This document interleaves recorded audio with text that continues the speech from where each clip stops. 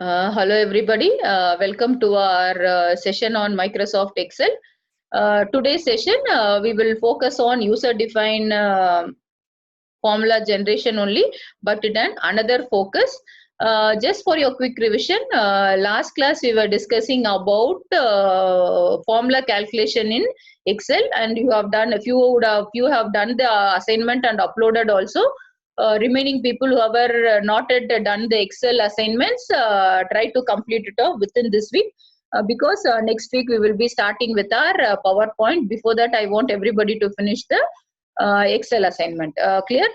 So just for your quick revision, last class we have taken this as an example. Whenever formula is there, what we will do, we will design it. Whenever formula is there, always we will start with our equal to symbol, then specify the address. So only one time I will write the thing, and for remaining thing what I will do, I will just drag it up. So even if I change the value, my value will be reflected in the Excel. That is the what we were doing that. There are certain situations where my values are going to be constant. Okay, for example, area of a circle. Formula is going to be pi r square, where r I can mention. Pi is constant everywhere. Then no need to mention pi. Anybody writes pi, it's only 3.14 or 22/7. So in case if I'm going to make any constant value in the formula, then there will be a clash in the things. So for example, if you take, see, let me take area of a circle.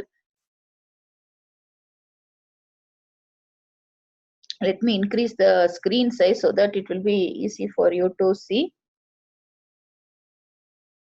I think you can see the screen in a bigger size. So I want to do area of a circle. What is their radius? Then we only know pi value. Pi value is going to be 3.14. I have taken pi value. It's a constant. I don't need to write every time. I don't need to write. So I have radius of 4, 5, 6. Like this, I have radius to be calculated. Then I want to calculate area of a circle. I will give the formula equal to what we have seen. We need to multiply pi r square.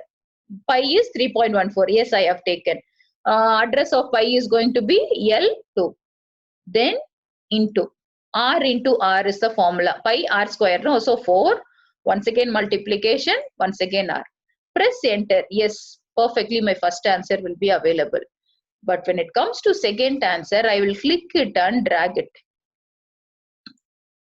I won't get the answer. Why? Because first answer, it was L2 is my 3.14. When I come to this, what will happen? Pi value will be taken from here. Whether any value is given here? No, pi value is a constant. Every time I want the formula to take L2 only as my value, not the next value. But Excel is designed in such a way that first letter, if I say C2 into D2, next line when it calculates, it will just increment. That's all it is doing. C3 into D3. Next line what is doing? C4 into D4. So every cell address is being incremented. But when it comes to these kind of example, my pi value has to be in a constant. Okay. In this kind, we have another method to do. So today's session, we will focus on that. Usually in Excel, any formula we address, there are two types. One is called relative addressing. The last exercise what we have done all comes under relative addressing. We will put equal to symbol. One time you will type the formula, drag it, it will come for the entire values. That is called relative addressing. Another is called absolute addressing. Here it is relative addressing, not relative. Another is called absolute addressing. So when it comes to absolute addressing, I will teach you how to do. So absolute addressing means in case if I want to make some value constant and remaining alone to move, then I can prefer absolute addressing. So these are the two different type modes of operation in thing. You can have mixed also. You can have the combination of relative and absolute. Then we call it as mixed addressing. That also can work in Excel. Okay. Clear. Now we come to our own problem. I want to calculate area of a circle. My pi value is decided. It is 3.14. So here what I can do, let me change this thing. This was wrong, so I delete it. Entire thing, let me delete. So I will start with equal to symbol. So first is pi value. In the what is the cell address of pi is L2. Instead of placing L2 directly, mention $1 before L. Dollar symbol before L. Then dollar symbol before what is the thing 2. So what happens? This address, this cell becomes locked.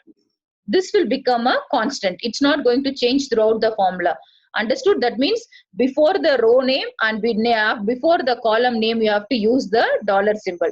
When I do like this addressing, it is called absolute addressing. Then put the formula multiplied. What is the address of radius? This one. Once again into address of radius. Yeah, 4 into 4. Press enter. We got the answer. When I drag the same value to the next thing also, what happens? When I drag, if you could observe, $L2, that means 3.14 remains the constant, and only thing I'm changing the things. So whenever you need to use any constant values, you can prefer this method. With this same concept only, you can do circumference of a circle also. So when it comes to circumference, formula is 2 pi r. So start with equal to 2. Give multiplication symbol. 2 into pi is going to be, give $L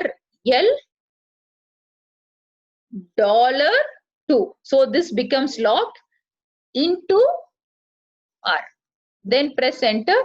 So once it is done, then drag it for the remaining thing. Like this you can do. So wherever a constant value is there, you can calculate like this. Okay.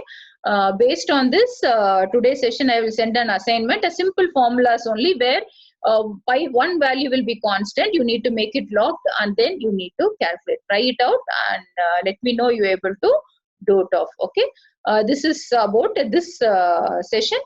Next session we will discuss about how to prepare charts in Excel. Okay, with this we stop this session. Thank you. We will meet in our next session.